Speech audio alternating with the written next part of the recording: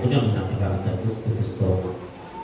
ఇప్పటి వరకు తండ్రి మీ కుమారుని ద్వారా విలువైన సంగతులు తండ్రి ఎన్నో తండ్రి మీరు మాట్లాడారు. ఆ సంగతులు తండ్రి హృదయంలో పదిలిపరుచుకోవడానికి తండ్రి ప్రతి ఒక్కరికి తండ్రి సహాయం అనుగ్రహించారు. ఇదిగో తండ్రి మీ అవసరమైనటువంటి తండ్రి నేను నిలబడి ఉన్నాను. మీ యొక్క సహాయాన్ని తండ్రి అర్థిస్తూ ఉన్నాం. సమాజంలో నేడు జరుగుతున్నటువంటి భయంకరమైనటువంటి ఎన్నో పరిస్థితులు, ఆ పరిస్థితుల్లో తండ్రి మీరు ఇచ్చినటువంటి ఆజ్ఞలు, ఆ ఆజ్ఞల ప్రకారం తండ్రి మేము బ్రతకాలని తండ్రి మీరు నేర్పుతున్నటువంటి ఆ పాఠాలను తండ్రి మేము ఆలోచించుకొనిచుంటాం. వాక్యం ద్వారా మీరే తండ్రి నేరుగా సూటిగా మాతో తండ్రి మాట్లాడండి. మా యొక్క కుటుంబాలను కట్టండి, మా యొక్క సంఘాలను తండ్రి కట్టండి. మీ నామానికి మహిమకరంగా తండ్రి మీరే నడిపించిన మా ప్రభువును మీ ప్రియ కుమారుడైన యేసుక్రీస్తు వారికి గురించిన అందరం తండ్రి ఆమేన్. క్రీస్తునందు సహోదరి సహోదరులందరికీ మరొకసారి నా యొక్క శుభవర్ణనాలు తెలియజేస్తూ ఉన్నాము. ఒకసారి మనం చూద్దాం. నిర్గమకాండము 23వ అధ్యాయము. నిర్గమకాండము 23వ అధ్యాయము మొదటి వచనంలో ఒకసారి మనం చూద్దాం. లేని వార్తను పుట్టింపకూడదు, అన్యాయపు సాక్ష్యమును పలుకుటకై దుష్టునితో నీవు కలియకూడదు, దుష్కార్యము జరిగించుటకై సమూహమును వెంబడింపవద్దు, న్యాయమును త్రిప్పివేయుటకు సమూహముతో చేరి వ్యాజ్యములో సాక్ష్యం పలుకకూడదు. వ్యాజ్యమాడు వాడు పేదవాడైనను వారి ఎడల పక్షపాతము ఉండకూడదు. ప్రసంగి గ్రంథాన్ని మనం మాట్లాడుకుంటూ ఉన్నాం. అయితే కొన్ని పరిస్థితుల రీత్యా ఈరోజు సమాజంలో జరుగుతున్నటువంటి కొన్ని పరిస్థితులు, కొన్ని కుటుంబాలు పడుతున్నటువంటి ఇబ్బందులు, కొంతమంది వ్యక్తిగతంగా నలిగిపోతున్నటువంటి సమస్యలు, ఆ సమస్యలను బట్టి ఈరోజు ఒక వర్తమానాన్ని అందించాలని దేవుడిచ్చిన ప్రేరణ బట్టి మీతో పంచుకోవాలని నేను ఆశపడతాను. దేవుడు ఏమైనా మాట్లాడుతున్నాడంటే లేని వార్తను ఏం చేయకూడదట, పుట్టింపకూడదు. యేసుక్రీస్తు వారు అంత్యదినాలు చాలా అపాయకరమైన కాలాలు అని చెప్పారు.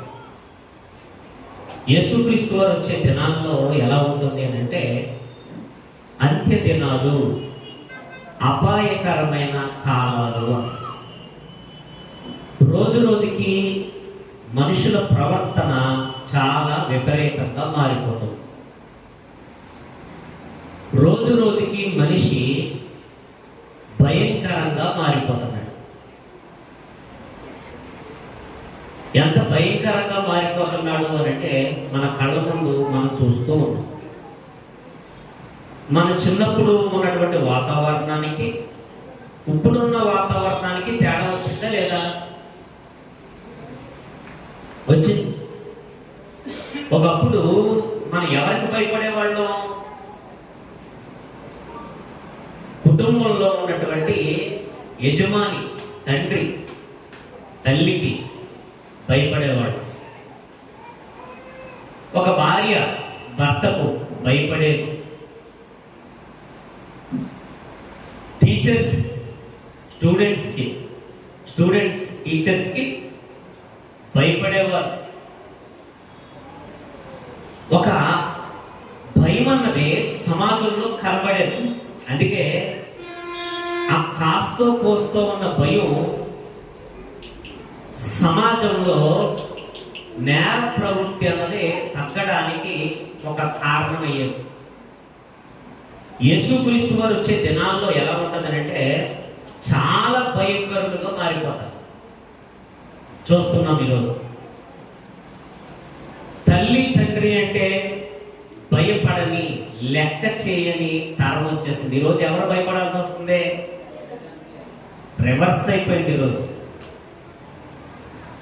రివర్స్ అయిపోయింది. అలా అయిపోవడానికి, అలా అవ్వడానికి కారణం కూడా తల్లిదండ్రులే. వారిని పెంచే విధానంలో సరిగా పెంచక, చిన్నప్పటి నుంచి సరైన పద్ధతులు నేర్పక పరిస్థితులు ఏమవుతున్నాయంటే తిరగబడుతున్నాయి. పరిస్థితులు తిరగబడుతున్నాయి. ఒకప్పుడు యజమానికి వర్కర్స్ భయపడేవారు. ఈరోజు వర్కర్కి ఎవరు భయపడుతున్నారో? యజమాని భయపడుతున్నాడు. వర్కర్కి యజమాని భయపడుతున్నాడు. అరే ఈరోజు ఒకవేళ పనికి రాడేమో, నేను ఒప్పుకున్న పని ఏమైపోవాలి అని భయపడే పరిస్థితులు వచ్చేస్తాయి. పిల్లలకి తల్లిదండ్రులు భయపడే పరిస్థితి, వర్కర్స్కే యజమానులు భయపడే పరిస్థితి. చూడండి, చిన్నప్పుడున్న వాతావరణానికి ఇప్పుడున్న వాతావరణానికి ఏమొచ్చేసింది? ఒకప్పుడు ఊరికి ఒక పెద్ద ఉండేవాడు. ఈరోజు ఎవరికాడే పెద్ద? నేను పెద్ద అంటే నేను పెద్ద, నేను పెద్ద అంటే నేను పెద్ద. మూర్ఖులు ఉన్నారు ఈరోజు. ఒక వయసుకి ఒక గౌరవం ఏమి లేవు.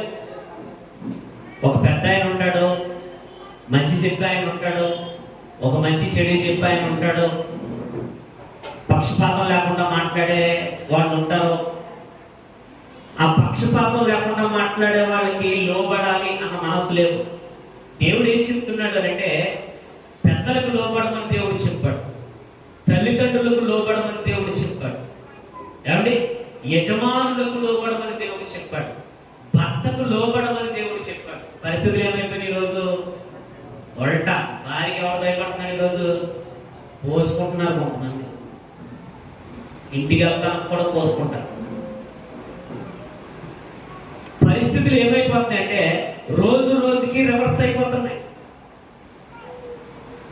మరి ఇలాంటి పరిస్థితుల్లో కొన్ని దేవుడు చెప్తా ఉన్నాడు, భయంకరమైనటువంటి దినాలు, అంత్య దినాలు, అపాయకరమైన కాలాలు, లేనిపోని మాటలు కూడా మాట్లాడేవారు సమాజంలో రోజు రోజుకి ఏమవుతున్నారు? ఎక్కువైపోతున్నారు. ఇలాంటి సమయంలో దేవుడు కొన్ని మాటలు ఇస్తున్నాడు, కొన్ని ఆజ్ఞలు ఇస్తున్నాడు. లేని వార్తను ఏం చేయకూడదు? పుట్టింపకూడదు. లేని వార్త అంటే ఒకవేళ ఏమవుతుంది లేండి, చిన్నదే కదా అని మనం అనుకోవచ్చు. కొన్ని తెలిసి తెలియని మాటలు మనం మాట్లాడటం ద్వారా వ్యవస్థలు పాడైపోయినటువంటి సందర్భాలు ఉన్నాయి, కుటుంబాలు పాడైపోయినటువంటి సందర్భాలు ఉన్నాయి. దేవుడు ఊరికి ఒక ఆజ్ఞను దేవుడు మనకి ఇవ్వడం లేదు. చాలా జాగ్రత్తగా అంటే చాలా చాలా జాగ్రత్తగా అంటే మరీ ప్రాముఖ్యంగా మన సంఘానికి కావాల్సినటువంటి అత్యవసరమైనటువంటి విషయం ఇది. మన సంఘానికి మెయిన్, మన సంఘానికి. ఎందుకంటే ముందు బయట ఉండి చక్కబెట్టుకోవడం కూడా పక్కనట్టు ఎవరు చక్కబెట్టుకోవాలి? మన ఇల్లుని మనం చక్కబెట్టుకోవాలి, మన కుటుంబాన్ని మనం చక్కబెట్టుకోవాలి. కనుక కొన్ని పరిస్థితుల రీత్యా కొన్ని కుటుంబాలు లేకపోతే కొంతమంది వ్యక్తులు ఇబ్బందులు పడుతున్నటువంటి ఆ ఇబ్బందుల రీత్యా దేవుడు కొన్ని ఆజ్ఞలను మనకి ఇవ్వడం జరిగింది. కనుక దేవుడు అంటే లెక్క లేకుండా బ్రతకద్దు, ఏమండి ఆ వయసులో పెద్దవారంటే లెక్క లేకుండా మనం బ్రతకద్దు, తల్లిదండ్రులు అంటే లెక్క లేకుండా బ్రతకద్దు, నీ కుటుంబ యజమాని అంటే లెక్క లేకుండా బ్రతకద్దు. అలాగే సేవకుడు ద్వారా దేవుడు చెప్తున్న విషయాలను గమనించండి. సేవకుడును కూడా లెక్క చేయకుండా ఒకవేళ బ్రతకాలనుకుంటే అది కూడా తప్పే. కనుక సేవకులకు లోబడటం నేర్చుకోండి, పెద్దలకు లోబడటం నేర్చుకోండి, తల్లిదండ్రులకు లోబడటం నేర్చుకోండి, మంచి విషయాలను నేర్చుకోండి. కాబట్టి దేవుడు చెప్తున్న విషయాలను మనం నేర్చుకోవాలి, ఆలోచించాలి. ఎందుకని ఈ మాటను దేవుడు రాయించాడు? లేని వార్త, ఉన్న వార్త. ఇప్పుడు లేని వార్త వలన వచ్చే నష్టాలు ఏంటో మనం ఆలోచించే ప్రయత్నం చేద్దాం. బైబిల్ గ్రంథంలో జరిగినటువంటి ఒక భయంకరమైనటువంటి హత్యలు జరిగే లేని వార్త, ఒక భయంకరమైనటువంటి అబద్ధం. కాస్త చూశాడు, కాస్త ఊహించుకున్నాడు. చూసిన దానికి మనిషి ఏం చేస్తూ ఉంటాడో ఊహ, ఏం జరుగుతుంది, ఒక ఇద్దరు ముగ్గురు మాట్లాడుకుంటున్నప్పుడు ఏం జరుగుతుంది, ఒక పురుషుడు ఒక స్త్రీ నుంచున్నప్పుడు ఏం జరుగుతుంది, లేకపోతే ఏదైనా ఒక ప్రాంతంలో ఏదైనా ఒక సందర్భాన్ని చూసినప్పుడు ఏం జరుగుతుంది అని మనిషి ఏం చేస్తాడంటే చూసిన దానికి ఊహను జోడిస్తూ ఉంటాడు. ఊహ అంటే ఎవరు? శ్రీకాంత్ చేసుకున్న ఆవిడ కాదు. ఏ ఊహ? ఊహ అంటే ఏంటి? ఊహ అంటే అమ్మాయి కాదు, ఆవిడ కాదు. ఎవరో మన మనసులో పుట్టేటువంటి ఆలోచనలు. అంటే ఒక సంఘటన మనం చూస్తున్నప్పుడు దానికి మనం కొన్ని జోడించుకుంటూ ఉంటాం. ఆ జోడించుకుంటాం దాన్ని ఏమన్నారు? ఊహ అన్నాడు. కానీ బైబిల్ ఏం చెప్పబడింది తెలుసా? బైబిల్లో ఒక చక్కటి మాట రాయబడింది. ఊహను బట్టి ఏ పుట్టలేదట? ఊహను బట్టి లేఖనాలు రాయబడలేదు. ఊహను బట్టి ఏం రాయబడలేదు అంటే బైబిల్లో ఏముందనంటే ఊహించి చెప్పింది కాదు. బైబిల్ కథల పుస్తకం కాదు. బైబిల్ సత్యవేద గ్రంథం. బైబిల్ ఏంటి? సత్యవేద గ్రంథం. అందుకే ఆయన నేనే సత్యం అన్నాడు. మన దగ్గర కూడా ఏముండాలి? సత్యమే ఉండాలి. మన దగ్గర ఊహ ఉండకూడదు, మన దగ్గర కల్పితం ఉండకూడదు, మన దగ్గర అబద్ధం ఉండకూడదు. మన జీవితం వాస్తవమై ఉండాలని దేవుడు ఆశపడుతున్నాడు. అయితే బైబిల్ గ్రంథంలోనికి వెళ్ళి ఒక సందర్భాన్ని మనం ఆలోచించే ప్రయత్నం చేద్దాం. ఆ సందర్భం ఎవరి గురించో చెప్పిన సందర్భం కాదు, కానీ ఒకసారి మనం చూద్దాం. సమూయేలు మొదటి గ్రంథము 21వ అధ్యాయము. సమూయేలు మొదటి గ్రంథము 21వ అధ్యాయము ఒకసారి మనం చూద్దాం.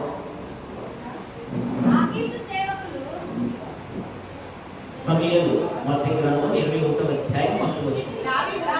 దావీదు నోబులో యాజకుడైన అహీమెలెకు వద్దకు వచ్చెను.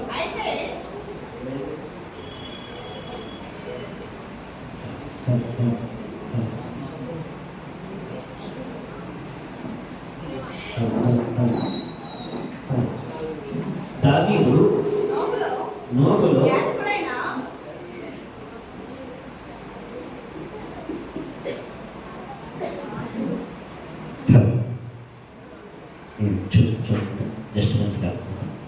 దావీదు నోబులో యాజకుడైన అహీమెలెకు వద్దకు వచ్చాను. అయితే అహీమెలెకు దావీదు రాకకు భయపడి నీవు ఒంటరిగా వచ్చితివేమని అడగగా, దావీదు రాజు నాకు ఒక పని నిర్ణయించి నేను నీకు ఆజ్ఞాపించి పంపిన పని ఏదో అది ఎవరితో చెప్పవద్దనను. నేను నా పని వారిని ఒక చోటకు వెళ్ళ నిర్ణయించుకుని నీ యొద్ద ఏమి ఉన్నది 5 రొట్టెలు గాని మరి ఏమైనా నేననగా నాకిమ్మని యాజకుడైన అహీమెలెతో అనగా. ఇక్కడ దావీదు గారి సందర్భం మనకు కనబడుతుంది. చాలా జాగ్రత్తగా ఉందో అర్థం చేసుకునే ప్రయత్నం చేయండి. చాలా విలువైన సందేశం. ఎప్పుడు కూడా మనం ఖచ్చితంగా మనం గుర్తుండాలి. దావీదు గారు పారిపోతున్నాడు. ఎవరి వల్ల పారిపోతున్నాడు దావీదు గారు? సౌలు గారి వల్ల పారిపోతున్నాడు దావీదు గారు. సౌలు గారికి దావీదు మీద ఏమొచ్చేసింది? అసూయ వచ్చేసింది. ఇంకోటి ఏంటంటే దావీదుని దేవుడు ఎంచుకున్నాడు. ఎవరిని తృణీకరించాడు దేవుడు? వాడు గుర్తుపెట్టుకోండి, దేవుడు వాడుకున్న జోబు దేవుడు వాడుకుంటాడు. ఒక్కసారి దేవుడు తప్పుకున్నాడా ఎవరు వాడుకుంటారో? మన దేవుడు వాడుకుంటే బాగుంటుందా, దెయ్యం వాడుకుంటే బాగుంటుందా? గుర్తుపెట్టుకోండి, కొంతమంది దెయ్యాలు వాడుకుంటే కొంతమంది వాళ్ళు ఏమనుకుంటారంటే మేము దేవుళ్ళో ఉన్నామనుకుంటారు. మీరు దేవుళ్ళో ఉండరు. దేవుళ్ళలో ఉన్న వారిని దేవుడు వాడుకుంటాడు. కానీ కొంతమందిని ఎవరు వాడుకుంటారో? ఎవరు వాడుకుంటే బాగుంటుందమ్మా మనల్ని? దేవుడు వాడుకుంటే బాగుంటుంది, దెయ్యం వాడుకుంటే బాగుంటుందా? మీరు గమనించండి, దేవుడు వాడుకునే వాళ్ళు సుబుద్ధిగా ఉంటారు. దేవుడు వాడుకోలేని వాళ్ళు ఎలా ఉంటారో? వాళ్ళు కుటుంబంలో సాక్ష్యం ఉండదు, ఈదులో సాక్ష్యం ఉండదు, వ్యక్తిగతంగా అంతర్గతం అంతా కూడా మలినమైపోయి ఉంటుంది, కుళ్ళు కప్పు అంతా ఉంటుంది ఆ హృదయంలో. ఇప్పుడు సౌలు గారిని దేవుడు నిలబెట్టుకున్నాడో, దేవుడు నిలబెట్టుకున్న తర్వాత కొంతకాలం బాగానే ఉన్నాడో, ఎప్పుడైతే దేవుడు ఆజ్ఞలను మీరటం ప్రారంభించాడో, దేవుడు ఆజ్ఞలను మీరినప్పుడు ఎవరు వాడుకోవటం ప్రారంభించారు? దెయ్యం వచ్చేసింది. దెయ్యం వచ్చేసిన వెంటనే పిరుగుడైపోయాడు. ఎలా పిరుగుడైపోయాడు? దేవుడు వాడుకోవటం మానేశాడు, దెయ్యం వచ్చింది. దెయ్యం వచ్చిన తర్వాత పిరుగుడైపోయాడు. అంతకు ముందు దేవుడు ఉన్నప్పుడేమో యుద్ధానికి ఎలా వెళ్ళాడు? సై అన్నాడు. తర్వాత గొల్యాతు వచ్చినప్పుడు ఏమన్నాడు? నై అన్నాడు. అంతకు ముందు సై అన్నాడు, తర్వాత ఏమంటున్నాడు? నై నేను అన్నాను అన్నాడు. ఎందుకని? దేవుడు వదిలేస్తే ఆ మనిషి ఎలా అయిపోతాడో? పిరికితనంతో చచ్చిపోతాడు. ఈరోజు చాలా మంది దేవుణ్ణి కలిగి ఉండడం వల్ల ఉన్నటువంటి లాభాలు వాళ్ళకి తెలియదు. దేవుడు ఇచ్చేటువంటి ధైర్యం వాళ్ళకి తెలియదు. కానీ చిన్న వయసులోనే పసిబాలుడుగా ఉన్నవాడు ఎలా రెక్కలేశాడు? ఎలా రెక్కలేశాడు? ఎవరి మీద రెక్కలేశాడు? అక్కడికి వెళ్ళాడు. వెళ్ళి అడిగేవాడు. ప్రతి వాళ్ళు ఏమని అడిగేవాడు? రాజుగారు బహుమతి ఏంటని అడిగేవాడు. యుద్ధంలో గెలుచుకొచ్చేస్తే రాజుగారు ఏ బహుమతి ఇస్తారంటే, ఇస్తానన్నాడు, ఆ పిల్లనిచ్చి పెళ్లి చేస్తానన్నాడు, రాజ్యంలో భాగం ఇస్తానన్నాడు అన్నటువంటి వార్త అప్పుడు ఏలియాబు అన్నాడు. ఏమన్నాడు ఏలియాబు? ఏంటంటే నువ్వు కాస్త ఎగస్ట్రాలు చేస్తున్నావు, నువ్వు అలా అన్నాడు. అయినా సరే అక్కడ ఏం పట్టించుకోలేదు. మొత్తానికి యుద్ధానికి వెళ్ళాడు. యుద్ధానికి వెళ్ళి ఏం చేశాడు? విజయాన్ని సాధించాడు. ఇప్పుడు దేవుడు ఉన్నప్పుడు మనం చాలా ధైర్యవంతులు అవుతాం. దేవుణ్ణి కలిగి ఉన్నవాడు నిబ్బరం కలిగి ఉంటాడు. దేవుణ్ణి కలిగి ఉన్నవాడు స్థిరత్వంగా ఉంటాడు. అందుకే బండ మీద కట్టబడిన ఇల్లు అన్నాడు. బండ మీద కట్టబడిన ఇల్లు. దేవుణ్ణి కలిగి ఉన్నవాడు ఎలా ఉంటాడో? స్థిరత్వంగా ఉంటాడు. బండ మీద కట్టబడిన ఇల్లుగా ఉంటాడు. ఇప్పుడు సౌలు ఏమైపోయాడు? ఇసుక మీద కట్టబడ్డాడు. వానొచ్చింది, వరదలు వచ్చాయి, ఇసుక మీద కట్టబడిన ఇల్లు ఏమైపోయింది? గొల్యాతు వచ్చాడు. సౌలు ఏమైపోయాడు? మూలం దాక్కున్నాడు, ఇంట్లో కూర్చున్నాడు. ఎవరన్నా ఉంటారండి, నా రాజ్యంలో సాగనిస్తాను, నా కూతుర్ని ఇస్తానని స్వయం వరాన్ని ప్రకటించాడు. అయితే దావీదు గారు వచ్చాడు. దేవుడి ఆత్మ ఏం చేస్తుందనంటే మనల్ని ధైర్యవంతులుగా మారుస్తుంది. ఎలాంటి పరిస్థితినైనా ఎదుర్కొనేలా చేస్తుంది. నిజంగానండి, దేవుడిచ్చే ధైర్యం చాలా వండర్ఫుల్ అండి. అది కోట్ల రూపాయలు ఉన్నా రాదు, లక్షల రూపాయలు ఉన్నా రాదు, వెండి ఉన్నా, బంగారం ఉన్నా, ఆస్తిపాస్తులు ఉన్నా, పదవులున్నా, అంతస్తులున్నా, ఎంత మీకు ఉన్నామండి. కానీ దేవుడిచ్చే ధైర్యం, మీకు ఒక విషయం తెలుసో తెలియదో కానీ మీరు ఆలోచించండి. కొంతమంది పేరు ప్రఖ్యాతం ఉన్నవారు కూడా ఆత్మహత్యలు చేసుకున్నారు. వాళ్ళకి అన్నం ఉంది, వాళ్ళకి పేరుంది, వాళ్ళకి ధనం ఉన్నా వాళ్ళకున్న అధైర్యంతో చచ్చిపోయిన వాళ్ళు ఉన్నారు. కానీ దేవుడిచ్చే ధైర్యం ఎలా ఉంటుందంటే, ఎలాంటి క్లిష్ట పరిస్థితులు వచ్చినా దేవుడిచ్చే ధైర్యం వేరేగా ఉంటుంది.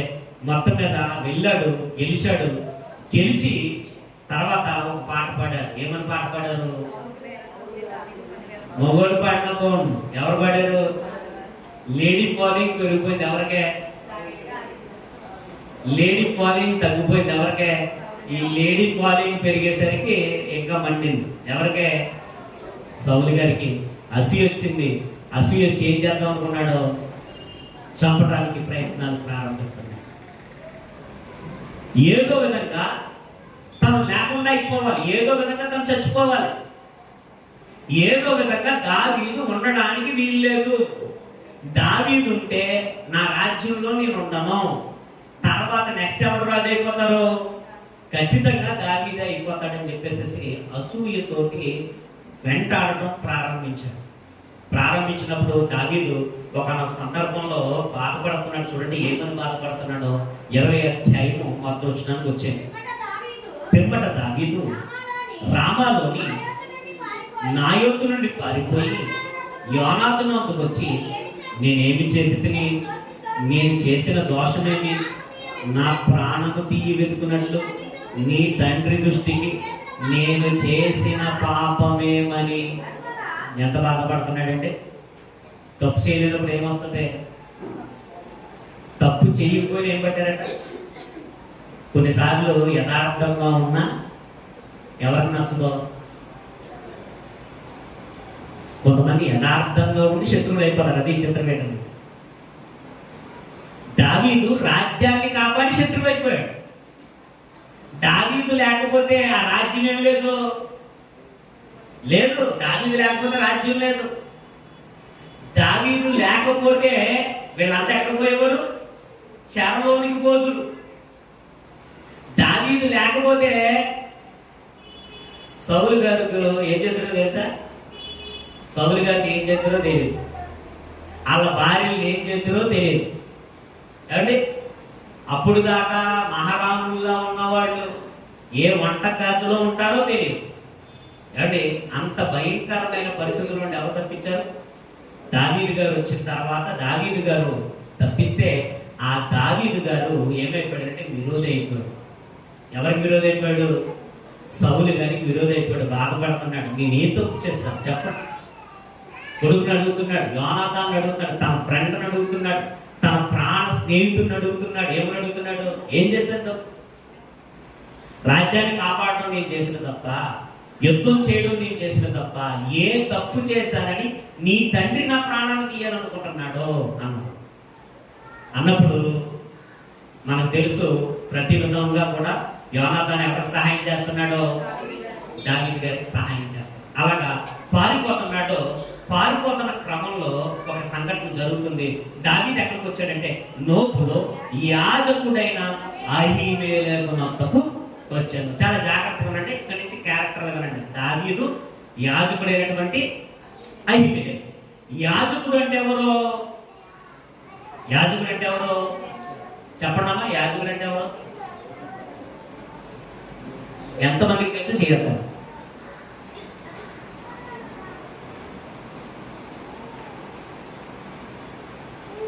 యాజకులు ఏం చేసేవాడు బైబిల్లో?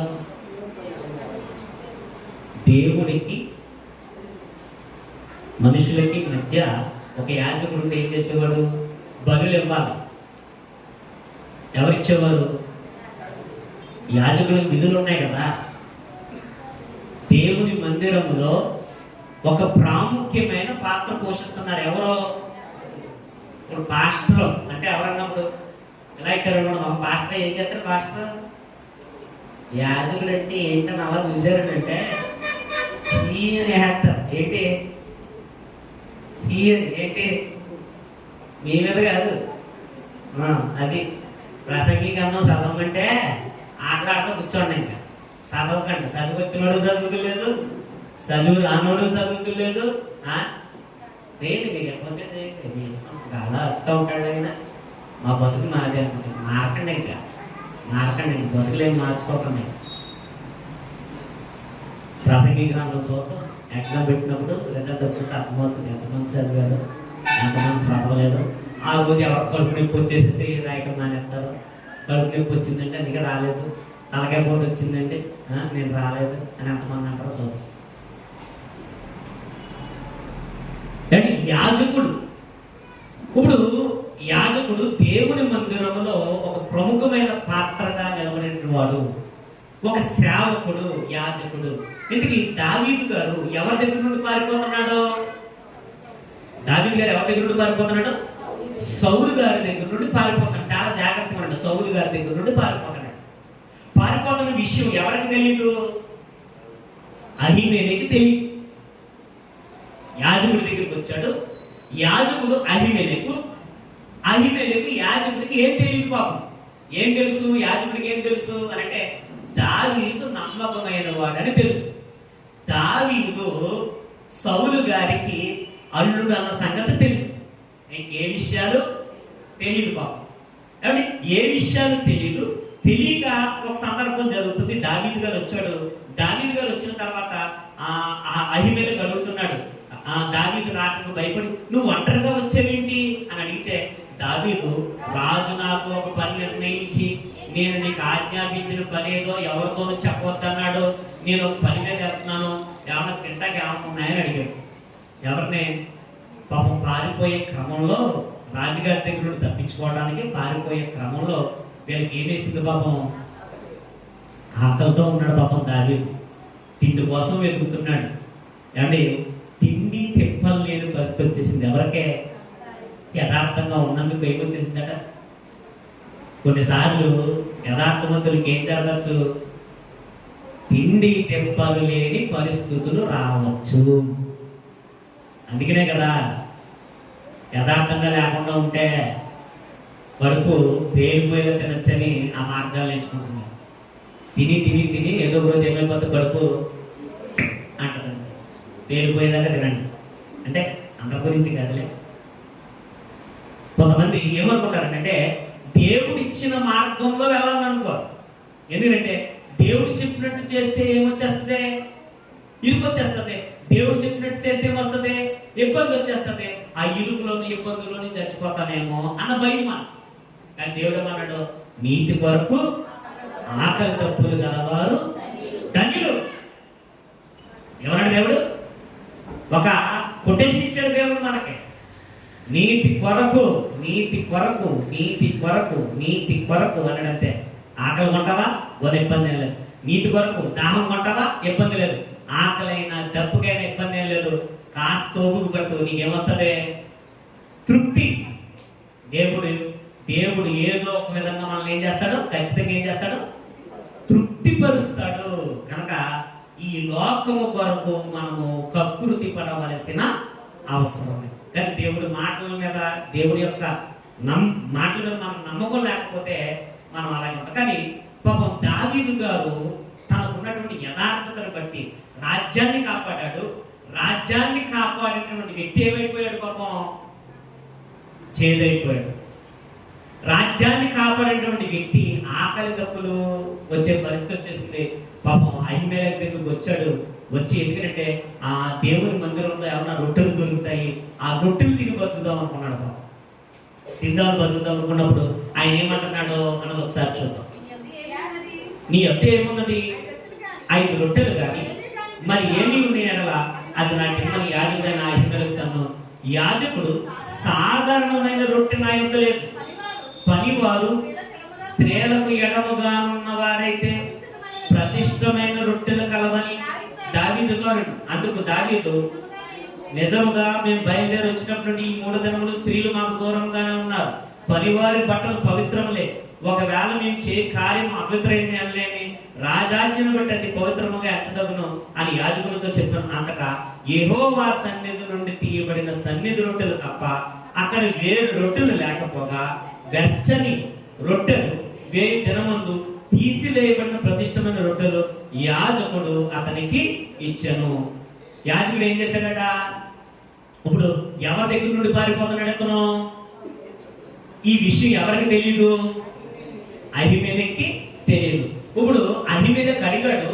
అహిమేలెకు అడిగిన తర్వాత ఇదిగో నేను రాజు దగ్గర నుండి పారిపోతున్నాను, ఇలా జరిగింది నాకు అని ఒకవేళ అంటే యాజకుడు ఏమి ఇవ్వకపోవచ్చు?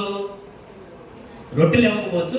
రొట్టెలు ఇవ్వకపోతే ఆకలితో చాలా ఇబ్బంది పడతానేమో అని నేను ఎలాగ చిన్న పని మీద వచ్చానో ఆ పని మీద ఉండి ఇదిగో నాకు కాస్త ఆకలి అవుతుంది, నేను అర్జెంటుగా వెళ్ళాలి, కొన్ని పని మీద వెళ్ళాలి. ఎందుకంటే మరలా అక్కడ ఎక్కడికో వెళ్ళిపోవాలి, అడవుల్లోకి వెళ్ళిపోవాలి, లోపలికి ఎక్కడికో వెళ్ళిపోవాలి. అక్కడ తిండి ఏమైనా దొరికిద్దా? తిండితో చచ్చిపోతాడు, ఆకలితో చచ్చిపోతాడు అని అనుమానాన్ని ఏం చేశాడంటే యాజకుడికి అలా చెప్పాడు. చెప్పినప్పుడు ఆ రొట్టెలు ఇచ్చాడు. రొట్టెలు ఇచ్చిన తర్వాత అతను వెళ్ళిపోయాడు. వెళ్ళిపోయిన తర్వాత ఏం జరుగుతుందంటే 7వ వచనం ఒకసారి చూడండి. ఆ దినమున సౌలు యొక్క సేవకులలో ఒకడు అక్కడ యెహోవా సన్నిధి నుండెను. అతని పేరు దోయేగు. అతని పేరు ఏంటంటే దోయేగు. అతని పేరే పేరు దోయేగు. ఇప్పుడు అక్కడ ఎవరున్నారట? ఈ సన్నివేశాన్ని అంతటి ఎవరు చూస్తున్నారట? ఒక్కొక్కసారి మన కళ్ళు ఎవరు మోసం చేస్తాయి? కళ్ళు ఎవరు మోసం చేస్తాయి? మనల్ని మోసం చేస్తాయి. ఒక స్త్రీ పురుషులు మాట్లాడుకుంటున్నప్పుడు ఒకవేళ ఏదైనా స్త్రీ పురుషులు మాట్లాడుకుంటున్నారు అనుకోండి, ఒక 10 నిమిషాలు మాట్లాడుకున్నారు అనుకోండి, ఆ 10 నిమిషాలు మాట్లాడుకుంటున్నప్పుడు మన ఆలోచనలు ఎలాగెళ్తున్నాయి? అప్పుడప్పుడు నాకు నవ్వు వస్తూ ఉంటుంది. ఒక ఆవిడ కూరగాయలతో మాట్లాడుతున్నాడు. అలా ఆయన అన్నాడు, కూరగాయలు ఉంటాయి అని చెప్పి మాట్లాడుతున్నాం పెట్టాను. ఈ ఆడవాళ్ళు ఎవరిలో బుద్ధి జ్ఞానం ఉండదు వీళ్ళకి. కొంతమందికి ఇంగితి జ్ఞానం ఉండదు అనకూడదు, కానీ సమయస్ఫూర్తి ఉండదు. ప్రతిదాన్ని లాక్కుండా పీక్కుంటా ఉంటారు. అవసరమైన విషయాలు, అనవసరమైన కూరగాయల విషయంలో కాదని చెప్తారు. అక్కడ బేరపడండి, కూరగాయలు అక్కడ బేరపడండి. కొన్ని విషయాలు, అవసరమైన విషయాలు, అనవసరమైన విషయాలు ఏం చేస్తూ ఉంటారు?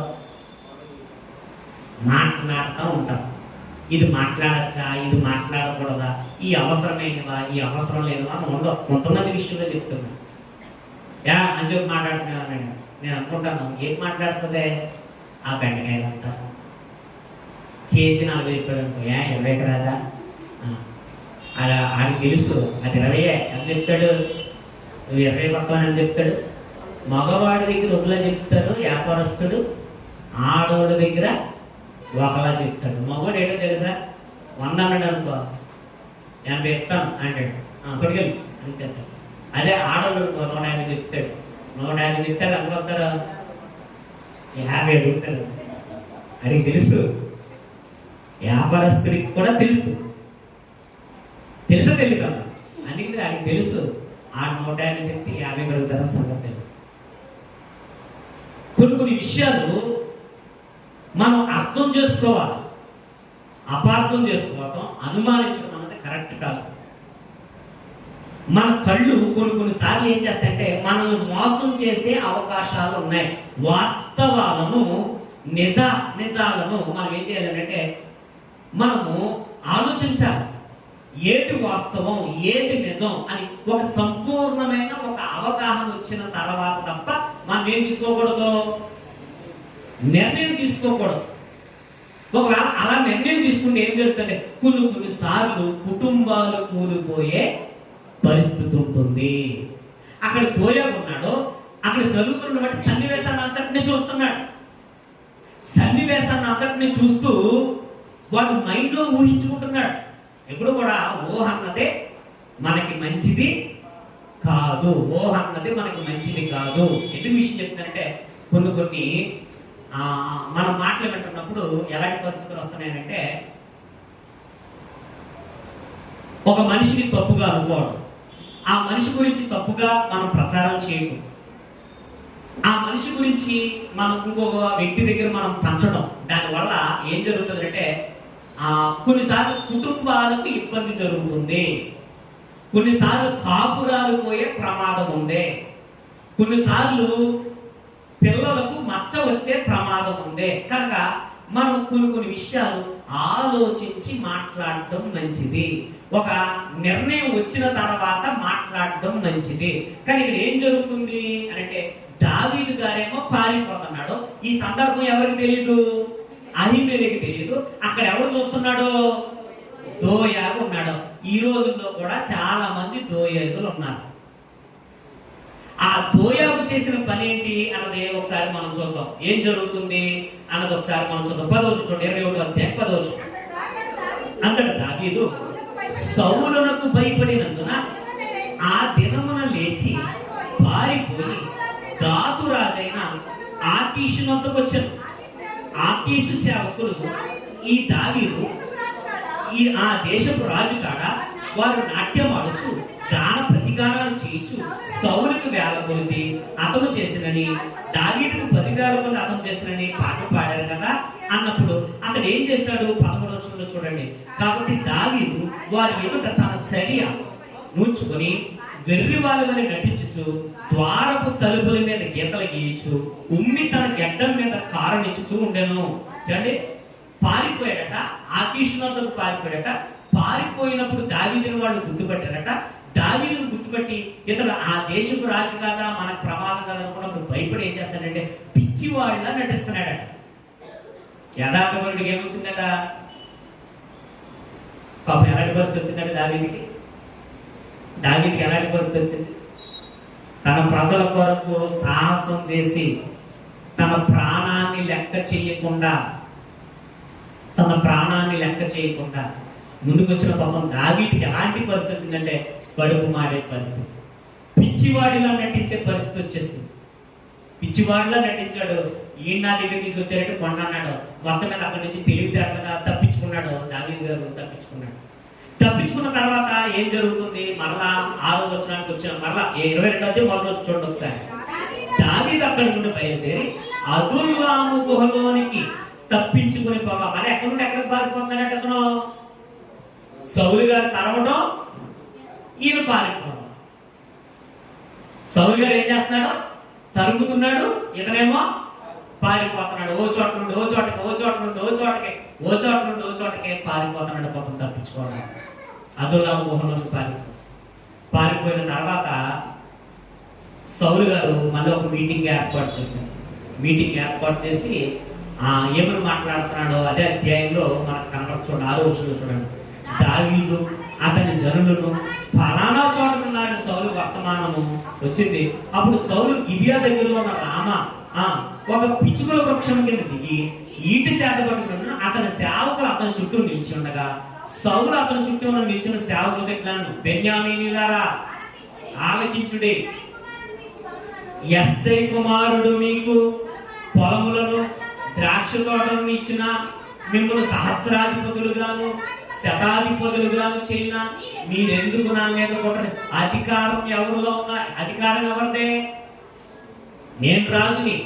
మీకేం చేయాలనుకున్నా మనం ఒకటే, మన కులం ఒకటే, మన మతం ఒకటే, మన రాష్ట్రం మనదే ఒకటే, మీ తినాలే మా తినాలే మన తినాలే అన్నట్టు ఉంటుంది. అంటే ఈరోజు మనిషికున్న దరిద్రం ఏంటంటే కులం ఒక దరిద్రం, మతం ఒక దరిద్రం. ఆడు మంచోడా ఆడి చెడ్డోడా అని ఆలోచించడు. నిలబడ్డా కూడా ఆడి పనికి మాలమైన మనోడు అనుకోండి, పనికి మాలమైతే గుద్దేడినే. మీకు అర్థమవుతుందా? మనోడే. ఈ కులము లేకపోతే ఈ మతము అన్నది ఎలాంటిదనంటే అవతల పక్కవాడు మంచివాడా చెడ్డవాడా, మనకి మంచి చేస్తాడా చెడ్డ చేస్తాడా, ఆడి మాయలోడా ఆడి ఎవడో అన్నది ఆలోచించడం. ఇక్కడ బెన్యామీనులతో చెప్తున్నాడు. బెన్యామీనులతో అంటున్నాడు, ఏమని మాట్లాడుతున్నాడు? మరి మిగిలిన గోత్రాలు ఏమైపోయినాయి? మిగిలిన వాళ్ళు ఏమైపోయారు? మీకేం చేస్తాను నేను? సహస్రాధిపతులు శతాధిపతులుగా మీకేమిస్తాను నేను? అధికారం ఇస్తాను నేను. మీరు నాన్న తిరుగుబాటు చేస్తారండి. మీరు ఎవరికి సపోర్ట్ చేస్తున్నారు? ఎందుకంటే దావీదు ఫాలోయింగ్ బాగుంది. ఎవరికే? దావీదు అంటే చాలా మందికి ఇష్టం, దావీదు అంటే చాలా మందికి ప్రేమ. ఎందుకంటే మంచివాడు పైవాడికి నచ్చకపోయినా ఎవరికి నచ్చుతాడు? సామాన్యుడికి ఖచ్చితంగా నచ్చుతాడు. మంచి మనసున్నవాడు, సుబుద్ధి కలిగిన వాడు వంకరోడికి నచ్చడు. ఎవరికి నచ్చుతాడు? మంచి మనసు ఉన్న వాళ్ళందరికీ నచ్చుతాడు, సామాన్యులకి బాగా నచ్చుతాడు. దావీదు క్యారెక్టర్ ఏంటో అందరికీ తెలుసు, ఆయన ఎలాంటి సుబుద్ధి కలిగినాడో అందరికీ తెలుసు. అందుకని దావీదు ఫాలోయింగ్ పెరిగిపోద్దేమో అని ఒక కులాన్ని బట్టి మాట్లాడినట్టు, ఒక మతాన్ని బట్టి మాట్లాడినట్టు బెన్యామీనులతో మాట్లాడుతున్నాడు. ఇదిగో నేనేం చేస్తానో తెలుసా? సహస్రాధిపతులుగా నియమిస్తాను. అంటే అల్లుణ్ణి చంపడానికి సిద్ధపడిన వాళ్ళు నీతుందా? ఎప్పుడైనా గుర్తెట్టుకోండి, కుటుంబాన్ని ప్రేమించలేని వాడు మనకి ఎట్టి పరిస్థితుల్లోనూ మంచి చెయ్యలేడు. కట్టుకున్న భార్యకి మంచి చెయ్యలేని వాడు మనకి మంచి ఎట్టి పరిస్థితుల్లోనూ చెయ్యడు. అలాంటి వాళ్ళు ఫాలో అవుతారు. రాజకీయం కోసం కుటుంబంలో ఒకవేళ వెన్నుపోటు పడిస్తే ఆడు మనకి మంచి చేయడు. వాడికి కావాల్సింది ఏంటి? ఓన్లీ అధికారమే. అధికారం కోసం అడ్డదారులు దొక్కేవాడు మనకి ఎట్టి పరిస్థితుల్లో ఏం చేయడు. ఎందుకంటే మమకారం లేదు, కుటుంబం మమకారం లేదు, బంధుత్వం మీద మమకారం లేదు. బంధుత్వానికి వెన్నుపోటు పొడిచిన వాడు, భార్యకి వెన్నుపోటు పొడిచిన వాడు, లేకపోతే ఏమండి చెల్లైనా అక్కైనా ఏమండి ఎవరికైనా వెన్నుపోటు పొడిచిన వాడు ఎవరికి మంచి లేడు? విలువలు కలిగిన వాడు ఎక్కడైనా విలువలు కలిగి ఉంటాడు. విలువలు లేని వాడు ఎక్కడైనా వాడికి కావాల్సింది అధికారం. సౌలుకి కావాల్సింది ఏంటి? అధికారమే కావాలి. దానికోసం ఎరేస్తున్నాడు. మీకు అర్థమవుతుందా? ఎరేస్తున్నప్పుడు అక్కడ ఏం జరుగుతుంది అన్నది ఒకసారి మనం చూద్దాం. మీరెందుకు నా మీద కుట్ర చేయుచున్నారు? 9వ వచనం. అప్పుడు ఎదోమీయుడకు గోయకు సౌలు సేవకుల దగ్గర నిలిచి ఉండి యెస్సై కుమారుడు పారిపోయి నోబులోని అహీటూబు కుమారుడైన అహీమెలకు దగ్గరకు రాగా నేను చూచితిని. అహీమెలకు అతని పక్షమున యెహోవా యొక్క విచారణ చేసి ఆహారమును ఫిలిష్తీయుడైన గొల్యాతు ఖడ్గమును అతనికి ఇచ్చినని చెప్పగా ఏం చెప్తున్నాడు? రాజుగారి మెప్పు పొందడానికి రాజుగారు ఏదైనా అధికారం ఇస్తాడని ఎలాంటి మాటలు చెప్పంటే, వాడు చూసిందేంటి? వాడు ఏం చూశాడు? దావీదు రావడం చూశాడు. అహిమేలకి ఏమి ఇచ్చాడు? ఆహారం ఇచ్చాడు. ఇంకేముందంటే గొల్యాతు ఖడ్గం కూడా ఇచ్చాడు. ఓకే, ఇచ్చాడు. చూశాడు. చూసింది కొన్ని కల్పించి మాట్లాడు. ఈరోజు మనం చూసింది ఏం చేస్తూ ఉంటామా? చూసింది ఏం చేస్తూ ఉంటారు? విచిత్రం ఏంటంటే ఒక పెద్ద ఆయన ఉన్నాడు, ఒక పొడిచాము ఉంది. ఇద్దరు మాట్లాడుకుంటారు. చూసి తగలెట్టేస్తారంటే వయసుకి పెద్ద వయసు ఆయనకి, ఒక తండ్రి ఉన్న వయసు ఆయనకి, ఒక కూతురు ఉన్న వయసు ఆయనకి మాట్లాడుతున్నప్పుడు అంటగట్టేసే వాళ్ళు ఉన్నారు. ఏమైపోతుందండి కుటుంబం ఏమైపోతుంది? కట్టుకున్న మొగుడు ఏమైపోతాడు? అంటే నేను ఎక్కడేం జరుగుతున్నట్లు కొన్ని పరిస్థితులు మనం వింటున్నప్పుడు నువ్వు చూసిన దానికి నువ్వు చూసిన దాన్ని ఊహించుకోవడం చాలా ప్రమాదం. వాస్తవం తెలిసినప్పుడే మనం మాట్లాడాలి. వాస్తవం తెలిసినప్పుడే నువ్వు మాట్లాడాలి. ఏదన్నా నీ దగ్గరికి వచ్చిందనుకో, నీ దగ్గరికి ఇది ఎలా వచ్చింది, నీకెవరు చెప్తారు? నువ్వు కల్లారా చూసావా అని అంటే ఫలానా ఆమె చెప్పింది, లేకపోతే ఫలానా ఆయన కల్లారా ఏమో చూసాడా, ఆయన ఇంకొకటి చెప్తాడు. మళ్ళీ ఆడికి ఎవరు చెప్తాడు? దోయాలు చెప్తాడు. దోయాలు ఎలాంటి వాడనంటే, దోయాలు కూడా కావాల్సింది ఏంటంటే రాజుగారి మోచేతి కింద నీళ్లు. వీళ్ళు ఎలాంటి మోచేతి కింద నీళ్లు తాగే బ్యాచ్. మోచేతి కింద నీళ్లు తాగే బ్యాచ్. ప్రిల్లరా, లేని వార్త పుట్టిస్తే చాలా ప్రమాదం. మన నాకు ఏదైనా విషయం తెలుస్తున్నాను వెళ్ళి అడిగేస్తాను, ఎలా ఉంది ఒక తమ్ముడు అంటాడు, అన్న మా మీద లేనుకొని చేసిందే చెప్పింది చేయాలని చెప్తుంది అన్నాడు.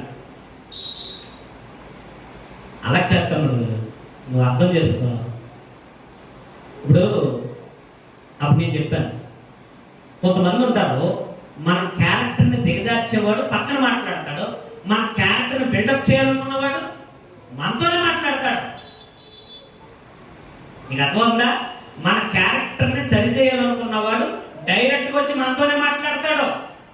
మన క్యారెక్టర్ని డిగ్రేడ్ చేయాలనుకుంటున్నాడు, ఏం చేస్తాడు? వెళ్ళి బయటికి వెళ్ళి మాట్లాడేది, అన్నా ఏం కాదన్నా బా అంటే లేనివి చెప్పడం ద్వారా ఒకవేళ మళ్ళీ మేము అలా మారిపోతామేమో. మనం వాస్తవాన్ని మనం ఏం చేసుకోవాలి? నిర్ధారణ చేసుకోవాలి. వాస్తవాన్ని నిర్ధారణ చేసుకోవాలి. నేనైతే నిర్ధారణ చేసేసుకోవడానికి చూస్తాను. ఆగదు, మైండ్ ఆగదు, మనసు ఆగదు. ఎందుకంటే మన సంఘం ఎలా ఉండాలి? అనేకులకు మాదిరికరంగా. ఏం మాదిరికరంలే, పేపర్లో వేయాలి. అందరినీ ఫోటో తీసి అందరూ కూర్చున్నప్పుడు అందరికీ ఒక ఫోటో తీసి పేపర్లో వేయాలి. మా పనులు ఎలా జరుగుతుంది అది మాదిరి సంఘం. మనం మాదిరి అవ్వాలి. ఒక విషయం మన దగ్గరికి వచ్చినప్పుడు దాంట్లో వాస్తవం ఎంత ఉంది, అందులో నిజం ఉందా లేకపోతే అబద్ధం ఉందా, ఏమన్నా కల్పితం ఉందా? ఎందుకంటే మనిషి దగ్గర నుండి మాట మారేటప్పటికి ఇంకో మనిషి దగ్గరికి వెళ్ళేటప్పుడు మాట ఏమైపోతూ ఉంటుంది? ఎంత ఊహ ఎంత ప్రమాదకరం అంటే, ఎంత భయంకరమైందంటే, లేని వార్త ఎంత భయంకరమైందంటే, చిన్నప్పుడు నాకు ఒకటి ఏం చెప్పాడంటే, ఇప్పుడు నేను తిట్టుకుంటూ ఉంటానండి.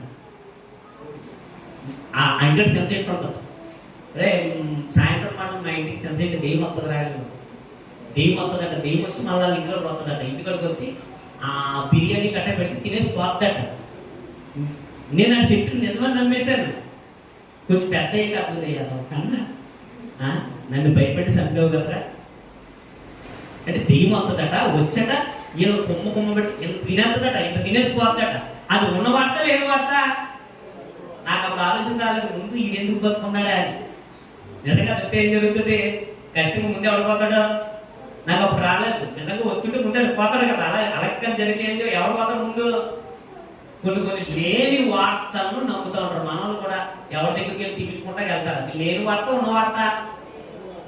ఎంతమంది వెళ్తున్నారు? ఎన్నిసార్లు చెప్తే సిగ్గులేని మొక్కలని చెప్తుంటాం. ఇప్పుడు మొక్కలు నవ్వుతూ ఉంటాయి. ఇప్పుడు మొక్కలే అదే ఏం కాదండి అన్నట్టు నమ్మండి. లేని వార్తలు నమ్మకండే. మన మధ్యలో చచ్చిపోయినాడట, ఆయన ముందు చచ్చిపోయాడు కదా, ఆయన వచ్చి ఆయన తీసుకెళ్ళిపోతున్నాడట, లేకపోతే ఆవిడ తీసుకెళ్ళిపోతాం. ఉన్న వార్త లేని వార్త ఇది. నేనుంటే చెప్తాను కరెక్ట్గా. అక్కడ నేనుంటే కరెక్ట్గా చెప్తాను. మమ్మల్ని తీసుకెళ్ళరు. మమ్మల్ని తీసుకెళ్తే కరెక్ట్గా చెప్తాం. మన మధ్యలో మీకు జరిగిన సంఘటన యథార్థంగా చెప్తున్నాం. ఆ ఏజెన్సీలోకి వెళ్ళామన్నాం కదా, అప్పుడు డేవిడ్ అనే గారు అన్నాడు. ఒక ఆయన అన్నాడు, చేతబడి పెట్టేసారని అబ్బాయి వదిలేశారు. చెప్పారు మీకు గతంలో. తల్లి చచ్చిపోయింది, తండ్రి చచ్చిపోయాడు, తర్వాత తన సహోదరుడు ఎవరో చచ్చిపోయారు, చెల్లి ఎవరో పుట్టిన పాప చచ్చిపోయింది. ఆ కుర్రాడుకి పిన్ని వాళ్ళే చూసుకుంటున్నారు అన్నారు. చేతబడి పెట్టేశారు, మీకు కూడా ఏదో అయిపోతారు. డేవిడ్ అని అన్నాడు, దెయ్యాలు మమ్మల్ని చూస్తే మొరుతాయి అన్నాడు. ఆకారం అనేది అలా ఉంటుంది కదా, వాటిని మేము భయపడడం, వాటిని చూస్తేనే మమ్మల్ని చూస్తే అయిపోయిపడతాం, మేము భయపడేది ఉండదు అని చెప్పేసేసి మొత్తం మీద దేవుడి దేవుడు ఆ బాబు బ్రతికాడు. దేవుడు ఇస్తాం. ఎలా పోయింటే చచ్చిపోతాడు అబ్బాయి. ఆ రోజు తర్వాత జన కార్యక్రమం ఏదో అయిపోతుంది. మీకు ఏం చెప్తున్నానంటే, లేని వార్త ప్రమాదం. మనం నిజాన్ని ఏం చేసుకోవాలి? మనం నిర్ధారణ చేసుకోవాలి. నిజాన్ని మనం నిర్ధారణ చేసుకోవాలి. అన్ని వాస్తవాలు కాదు, అన్ని అబద్ధాలు కాదు. వాస్తవం ఏదో నిజమేదో మనకు తెలియాలి. మీకు అర్థమవుతుందా? నిజంలో బ్రతకండి, అబద్ధంలో బ్రతకండి. అబద్ధం ఊహల్లో బ్రతకండి. బైబుల్ మూఢనమ్మకాలలోనికి నడిపించదు. బైబుల్ మూఢనమ్మకాల పుస్తకం కాదు. బైబుల్ మనకున్నటువంటి విజ్ఞానాన్ని వికసింపజేసే పుస్తకం మంది. మన క్యారెక్టర్ని బిల్డప్ చేసే పుస్తకం బైబిల్. బైబిల్ మనల్ని యథార్థవంతులుగా మారుస్తుంది. బైబిల్ మనల్ని నిజాయితీపరులుగా మారుస్తుంది. బైబిల్ మనల్ని గొప్ప వ్యక్తులుగా మనల్ని తీర్చిదిద్దుతుంది. ఆ బైబిల్ చెప్తుంది, లేని వార్తను ఏం చేద్దంటే. మరి ఇక్కడ దోయాగి ఏం చేస్తున్నాడు? ఊహించి చెప్తున్నాడు. ఏమన్నా ఊహించి చెప్తున్నాడు? చూడండి ఏమని చెప్తున్నాడు. అప్పుడు ఏ దేవుడు దోయేవుడు ఏం చేస్తుంటే, సౌలు సేవకుల దగ్గర నిలిచి ఉండి ఎస్ఐ కుమారుడు పారిపోయి నోబులోని అహిటు కుమారుడైన అహిమేలెకు రాగానే చూసి తిని, అహిమేలెకు అతని పక్షమును యెహోవా యొద్ద విచారణ చేసి ఆహారమును ఫిలిష్తీయుడైన గొల్యాతు ఖడ్గమును అతనికి ఇచ్చినట్టు చెప్పగా, రాజు యాజకుడైన అహిటు కుమారుడు అహిమేలెకు నోబులోని అతని తండ్రి ఇంటి వారిని యాజకులందరినీ పిలిచాడు. అందరినీ ఏం చేశాడు? అందరినీ పిలిచి రాజునైనా నా మీద మీరెందుకు కుట్ర చేస్తున్నారో. ఎవరు చెప్పారు? అహిమేలెకు తెలుసా? అహిమేలెకు తెలుసా? దావీదును సౌలు తరుముతున్నాడని తెలుసా? తను తప్పించుకునే మార్గంలో ఆకలి వేసి అహిమేలెకు దగ్గరికి వెళ్ళాడు, యాజకుడు దగ్గరికి వెళ్ళాడు. దేవుడు యొక్క మందిరాన్ని నడిపించే వ్యక్తి దగ్గరికి వెళ్ళాడు. ఏమంటే అలాంటి సందర్భంలో దోయాగు చూసి తను తానే ఏం చేసుకుంటున్నాడో ఊహించేసుకున్నాడు. ఏం చేసుకుంటున్నాడో ఏదో జరిగిపోతుందని ఊహించేసుకుని, ఏమంటే రాజుగారి దగ్గర మెప్పు పొందడానికి ఏం చేస్తాడు? కొన్ని కల్పించి ఏం చేస్తున్నాడో యెహోవా యొక్క విచారణ చేశాడు. ఏం చేశాడట? దేవుడి దగ్గర ఏం చేశాడట? విచారణ చేసి ఖడ్గం ఇచ్చి నీకు విరోధంగా దావీదుని ఏం చేశాడు? పంపాడు రాజు అనేటప్పటికంటే రాజుకి ఏమొచ్చింది? కోపం వచ్చింది. జాగ్రత్త. నేను ఎందుకు విషయం చెప్తానంటే సంసారాల విషయాల్లో కూడా జాగ్రత్తగా ఉండండి. భర్త తాగుపోతు అనుకోండి, ఒకవేళ ఏదో లేని మాట విన్నాడు అనుకోండి, ఆవిడ యథార్థంగా బతుకుతుంది అనుకోండి, ఒకవేళ యథార్థంగా బ్రతకపోతే ఆవిడ కర్మ ఆవిడ అనుభవిస్తాడు. ఒకవేళ ఆవిడ యథార్థపరుడు కాదనుకోండి, ఆవిడ కర్మ ఆవిడ అనుభవిస్తాడు. ఎందుకంటే చేసిన దానికి ఖచ్చితంగా బతివాడు ఏం చేయాలి? ప్రతిఫలం అనుభవించి తేరాల్సింది. అది మీరైనా సరే నేనైనా సరే తప్పు చేసిన వాడు ఖచ్చితంగా దానికి ప్రతిఫలాన్ని ఏం చేయాలి? అనుభవించి తేరాలి. ఎందుకంటే దేవుడు మాట్లాడతాడో ఏం విత్తుతాడో ఇంకా దాని కాలం తిరగలేదు. ఆ మాటకు తిరగలేదు. ఆ మాట ఒక శిలా శాసనం. దేవుడు చెప్పిన శిలా శాసనం. ఎవరు చేసిన దాని కర్మ అది అనుభవించాలి, అది ఖచ్చితం. కానీ చేయని దానికి ఒకవేళ మనం చేశారు అని మనం మాట్లాడితే అది తాగుపోతే అయితే ఏం చేస్తాడు? తాగుపోతే ఏం చేస్తాడు? నేను లేని టైంలో ఎక్కడికి వెళ్తున్నాను, ఎవరిని చూస్తున్నాం, ఎవరితో మాట్లాడుతున్నాం, ఎందుకు మాట్లాడుతున్నాం అని అనుమానం పెట్టుకుంటే ఆ భార్యకు ప్రతిరోజు నరకమే. నరకం శాంపుల్ చూపిస్తాడు. ఎవరో అనుమానం పెరిగితే బంధాలు బాగుంటాయా? ఒకవేళ స్త్రీలుగా మీ దగ్గరికి వచ్చినప్పుడు నేనైతే మాట చెప్తాను. అన్నవాడు ఎవడో ఆడింటికి వెళ్దాం, మనవాళ్ళ దగ్గర చెప్పి అన్నవాడు ఎవరు చెప్పు అని అంత అది కాదు. అనేవాళ్ళు అంటారు. దానికి మనం కొన్ని జాగ్రత్తలు మనం పాటించాలి. ఎప్పుడైనా మీరు ఎక్కడికైనా వెళ్ళినప్పుడు కొన్ని జాగ్రత్తలు మీరు పాటించాలి. ఎవరైనా ఇంటికి వెళ్తున్నప్పుడు ఎవరో ఒకరు తోడు తీసుకెళ్ళాలి. అది పురుషుడైనా కావచ్చు, స్త్రీ అయినా కావచ్చు. కొన్ని జాగ్రత్తలు మీరు పాటించకపోతే ఏం చేస్తారో? అన్నా చెల్లికి అంటగట్టేస్తారో, అవసరమైతే తండ్రి కూతురికి అంటగట్టారు. సమాజం అలా ఉంది. సమాజం భయంకరంగా ఉంది. అంత్య దినాలు, అపాయకరమైన కాలాలు. భయము లేనోళ్ళు ఇట్టే అబద్ధం మళ్ళీ మీరు అల్లదంటారు అంతే. ఉన్నారు లేదా అబద్ధికులు? ఉన్నారు కొంతమంది అబద్ధికులు, దౌర్భాగ్యులు. వాళ్ళు బతికే అబద్ధాలు అనుకుంటా. నోరిపితే అబద్ధం. దేవుడు ఏమని చెప్పాడు? అబద్ధ మాడవద్దు. అబద్ధానికి జనకుడు ఎవరో? అపవాది సంతానం.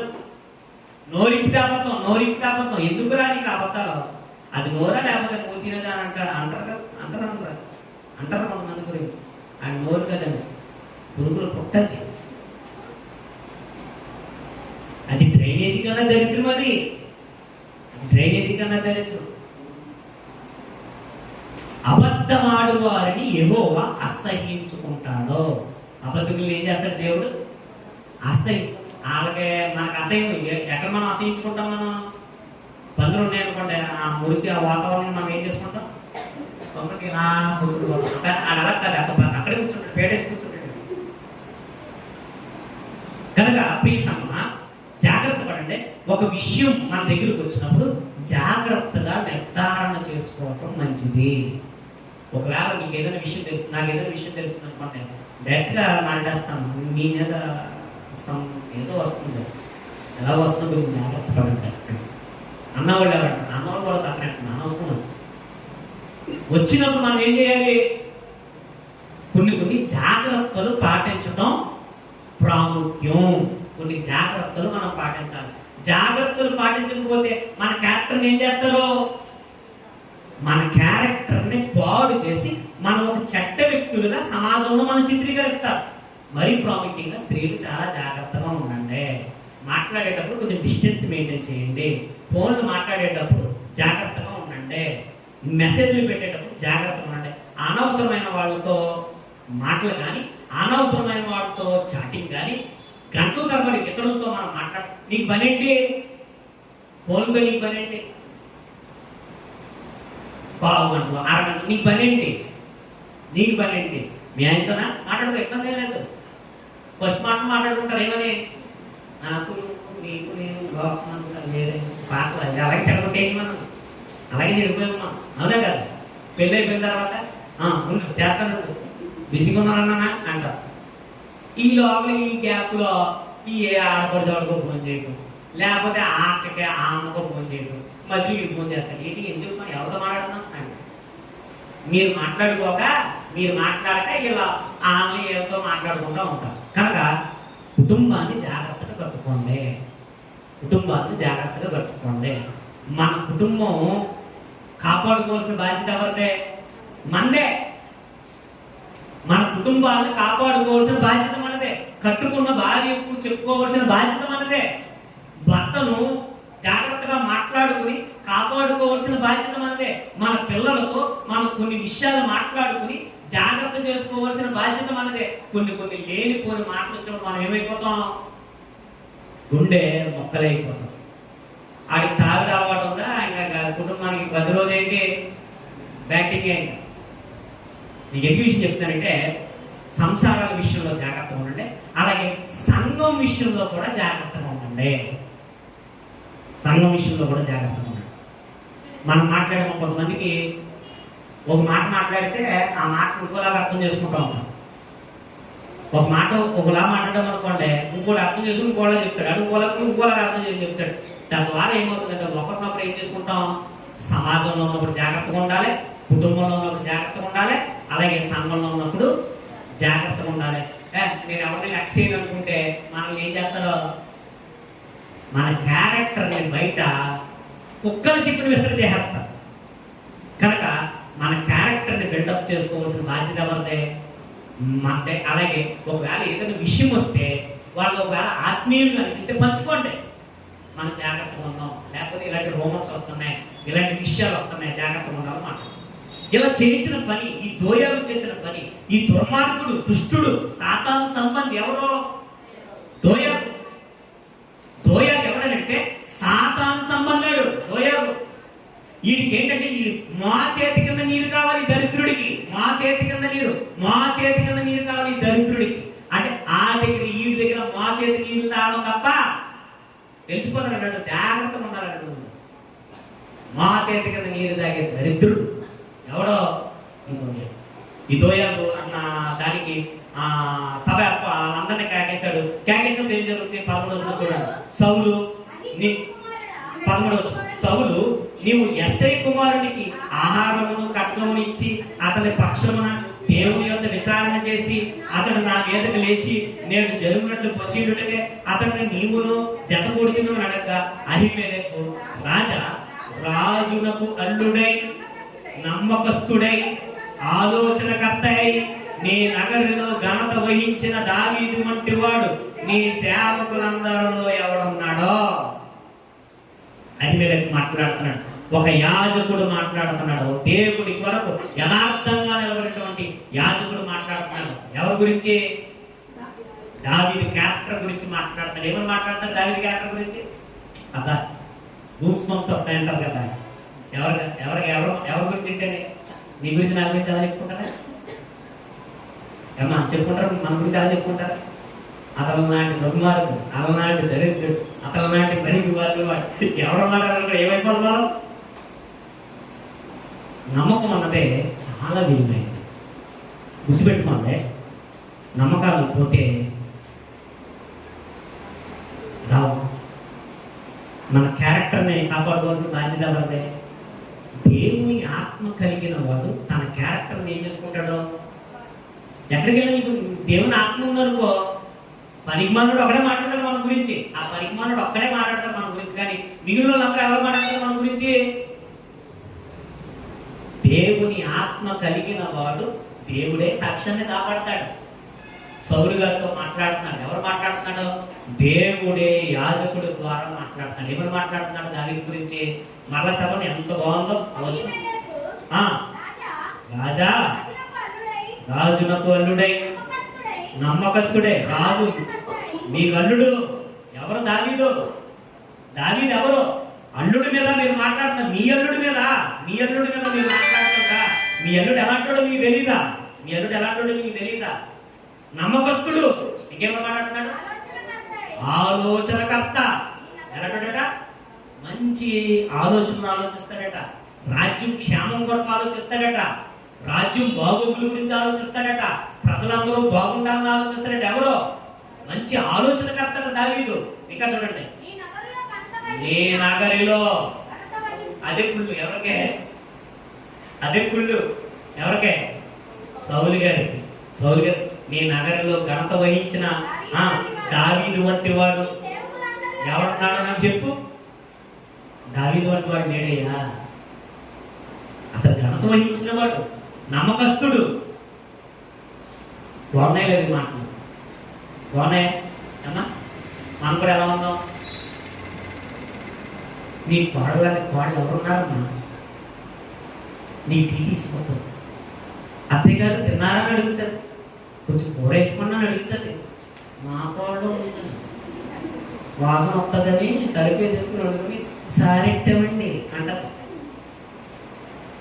సారీ ఉందా సాక్ష్యం? అత్తయ్య గారు అంటది, గారంట అత్తయ్య గారు అంటదా? చెత్త అనుకుంటుంటే సరే. మాయ గారు అంటదా?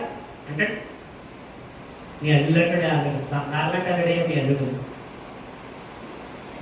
బంగారం అంటే అల్లుడే అన్నారా? బంగారం అంటే వెళ్ళి వెళ్ళడే, బంగారం అంటే బంగారం వెళ్ళడే, ఎత్తుకుపోయే అల్లుడు లేదో. బంగారం అంటే అల్లుడు కాదు, కూతుర్ని పువ్వుల్లో పెట్టు చూసిన అల్లుళ్ళు ఉన్నారా? ముళ్ళలో నడిపించే అల్లుళ్ళు ఉన్నారా? నీ దగ్గర ఏ ఆత్మ ఉందా? దురాత్మ ఉందా? దేవుని ఆత్మ ఉందా? ఏ ఆత్మ? ఏ ఆత్మతో నడిపించబడుతున్నావు నువ్వు? నీ కూతురు లాంటి కూతురు ఎక్కడ ఉన్నాయా? నీ కొడుకు లాంటి ఎక్కడ కొడుకున్నారని అంటున్నా? నీ అల్లుళ్ళు లాంటి వాడు ఎక్కడున్నారని అంటున్నాడు. సంఘములో అలాంటి వాడు ఎక్కడున్నాడండి? ప్రతి పని కూడా ముందుండి జాగ్రత్తగా చూసుకుంటాడు.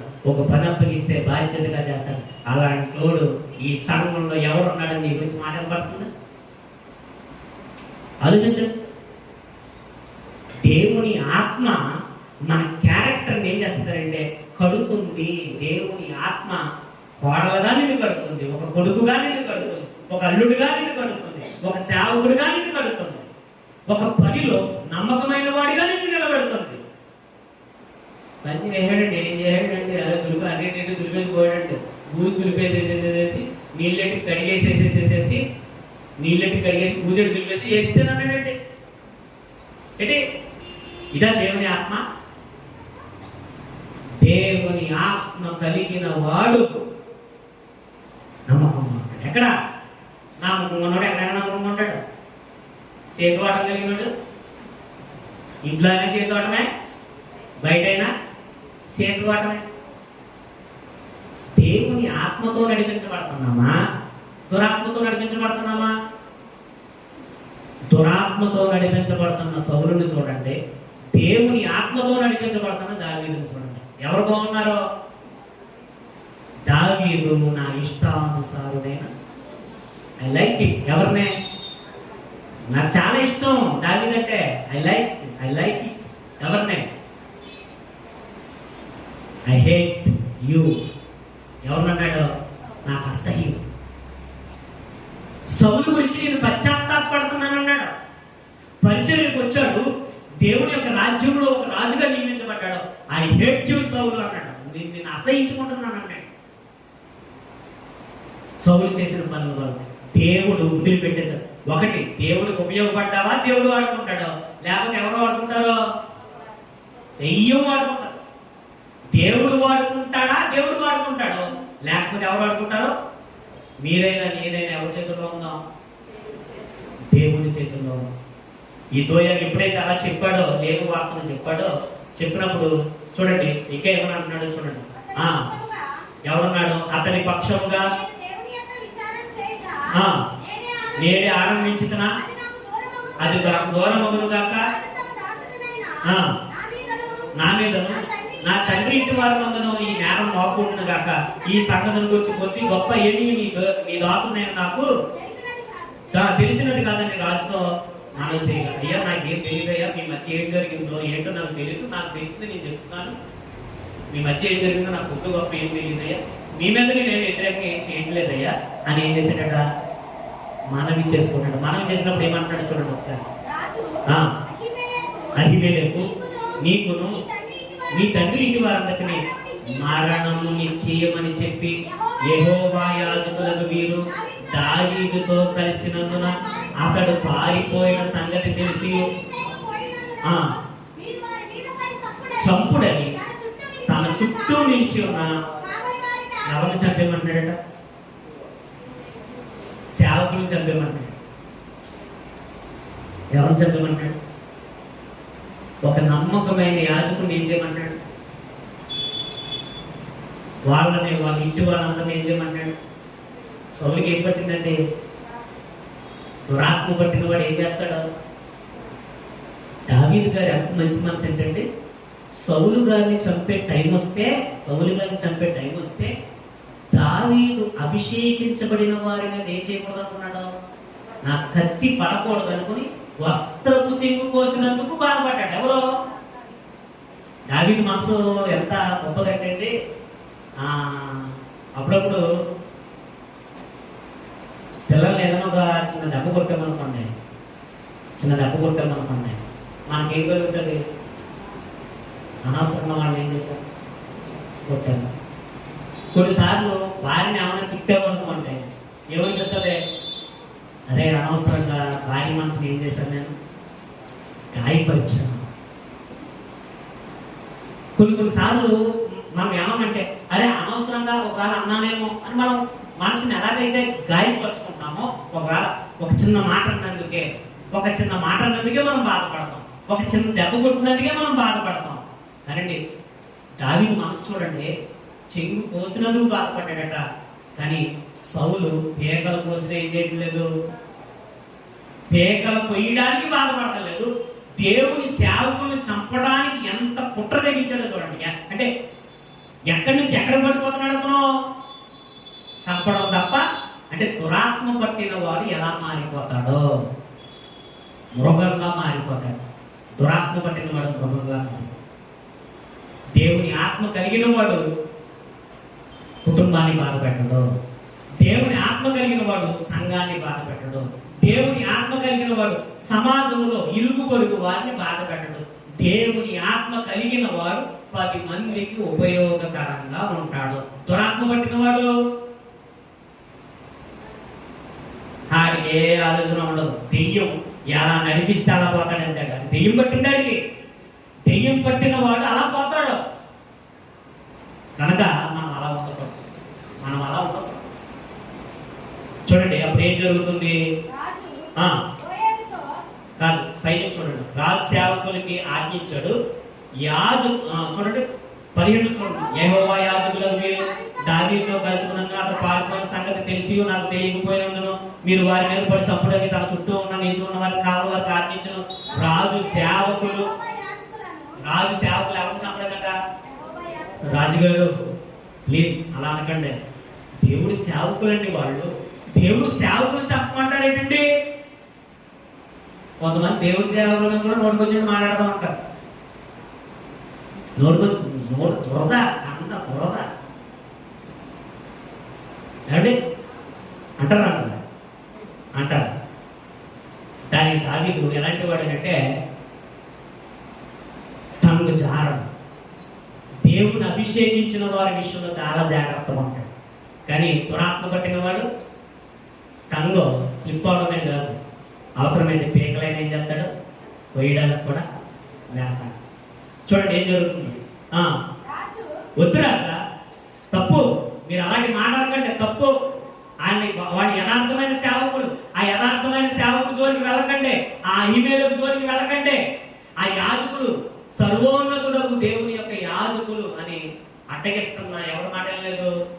అక్కడ ఉన్నాడు దరిద్రుడు, ఎవరో దోయాలు ఉన్నాడు. ఆ దోయాలు చూడండి ఏం చెప్తాడు. రాజు దోయాలతో నీవు యాజక మీద పడమని చెప్పాను. అప్పుడు ఎదోమయుడైన దోయకు యాజకుల మీద పడి ఎఫోదు ధరించిన 85 ఎంతమంది చచ్చిపోయారు? 85 మంది చావుకు కారణం ఎవరో? ఒక వార్త మన దగ్గరికి వచ్చినప్పుడు మనం ఊహించి చెప్పడం వల్ల ఏం జరిగింది? ఆ రోజు దేవుడు ఏమన్నాడు? లేని వార్తను ఏం చేయొద్దు అన్నాడు. లేని వార్తను ఏం చేయొద్దు అన్నాడు. ఇలాంటి సమాజంలో మీరు జాగ్రత్తగా ఉండండి. మీ మెలుగు మీరు కలిగి ఉండండి. అప్పుడప్పుడు నేను మా అబ్బాయి నుంచి తిరుగుతూ ఉంటాను. ఆడికి సరదాగా ఉంటుంది, కానీ ఎందుకని ఆ అబ్బాయి నేను తిరుగుతానో తెలిసే? జాగ్రత్తగా ఉండాలి సమాజం. లేకపోతే ఏ అన్నమో ఫోన్ చేస్తాను, ఏ బాబుకో ఫోన్ చేస్తాను, ఏ సారేందనమో ఫోన్ చేస్తాను, లోకానో ఫోన్ చేస్తాను, లేకపోతే నవీన్ ఫోన్ చేస్తాను, లేదంటే అలాగే వెళ్తాను, లేకపోతే ప్రార్థన చేస్తాను. ఎందుకని? సమాజం మంచిగా లేదు. పచ్చకాలంలో ఎలా ఉంటుందట? లోకం అంతా ఎలా ఉంటుంది? పచ్చగా ఉంటుంది. కనుక ఒక బండి ఎక్కేటప్పుడైనా సరే జాగ్రత్తగా ఉన్నాడు. కొంతమంది అనే బండి ఎక్కాను, బండి ఎక్కమ్మా, నేను అద్దెకి కొనుందని ఎలా పోతాను, ఎలాగే ఎలా పోతాను, బండి అన్నయ్య బండికి దిగేస్తాను, ఏటన్నయ్య పంపించుతో అన్నయ్యకి అన్నయ్య ఉండదు. తర్వాత తగలెట్టినంత తగలెట్టారు అంతే. తర్వాత జాగ్రత్త. అన్నయ్య బండి ఎక్కాల్సిన అవసరం లేదు, చెల్లిని బండి ఎక్కించుకోవాల్సిన అవసరం లేదు. కొన్ని జాగ్రత్తలు, కొన్ని దూరాలు, కొన్ని ఆలోచనలు మనం జాగ్రత్తగా ఉండాలి. లేకపోతే ఈ సమాజంలో మనం ఏమైపోతాం? మంచి వాళ్ళు లేరు. వాళ్ళకున్న దుర్బుద్ధితో ఎవరిని చూస్తారో? మనల్ని చూస్తారు. వాళ్ళకున్న దుర్బుద్ధితోనే మనల్ని చూస్తారు. మన క్యారెక్టర్ని ఏం చేస్తారో? డౌన్ చేస్తారు. మన క్యారెక్టర్ని డౌన్ చేస్తారు. కనుక యథార్థంగా ఉన్న వాళ్ళ విషయంలో మనం జాగ్రత్తగా ఉండాలి. అలాగే ఈ సమాజంలో మనం కూడా యుక్తి కలిగి మనం జాగ్రత్తగా ఉండాలి. కనుక కొన్ని లేనిపోని వార్తలు సంసారాలు ఏం చేస్తాయి?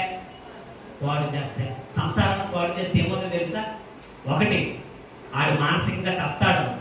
ఆడు తాగుపోతే తాగుతూ చస్తాడు.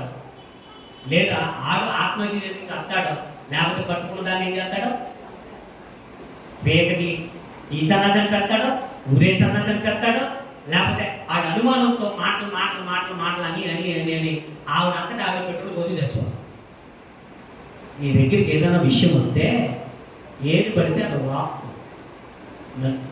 మీకు ఎంత వివరంగా చెప్పినా పరిజ్ఞానం వచ్చిన పరిజ్ఞానం పరిజ్ఞాన విషయాలు మాట్లాడుకోకుండా వాక్యం మాట్లాడుకోండి. కాబట్టి గతంలో నేను వచ్చిన కొత్తలో అంటే మంచి వాక్యం చెప్పారని లేదు. ఇప్పుడు ఈరోజు మంచి వాక్యం చెప్పారని బాగుందని ఈరోజు మేము మార్చుకున్నామని మరి ఫస్ట్ 3-4 పండుగ చూడండి.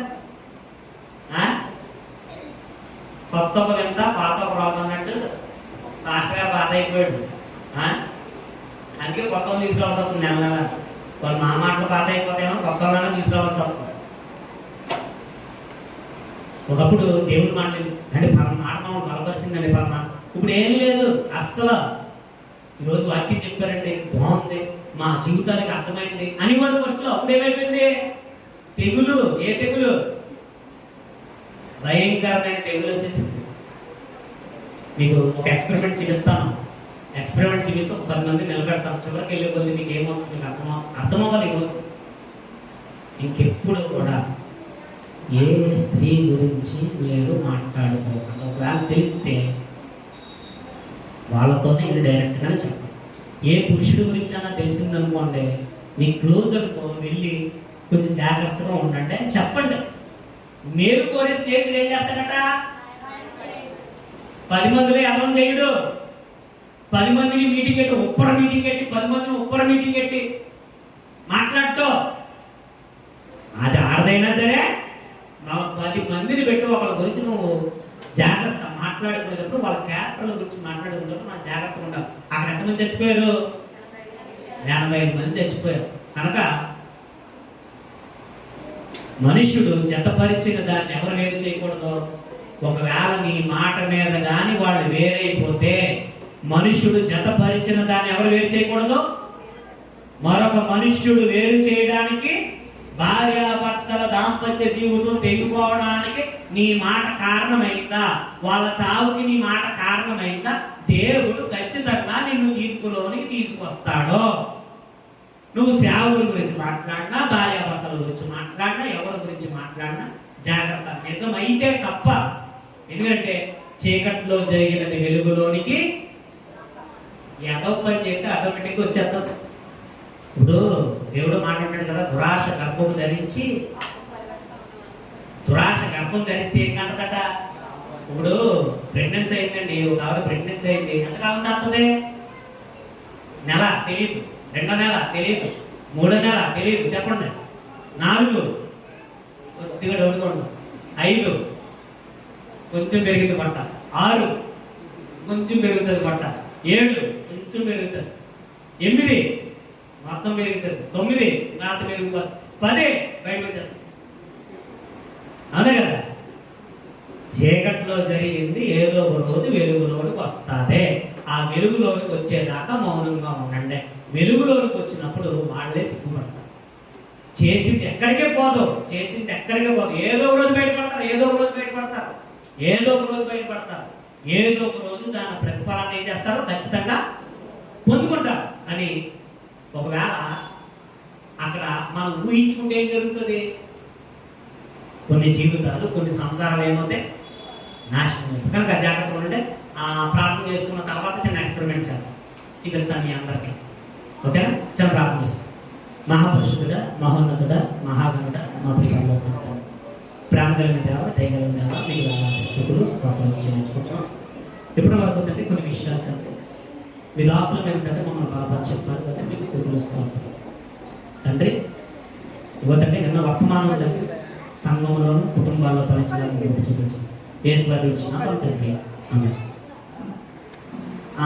ఒక 10 మంది ఫోటోలు రండి, తీసేయండి.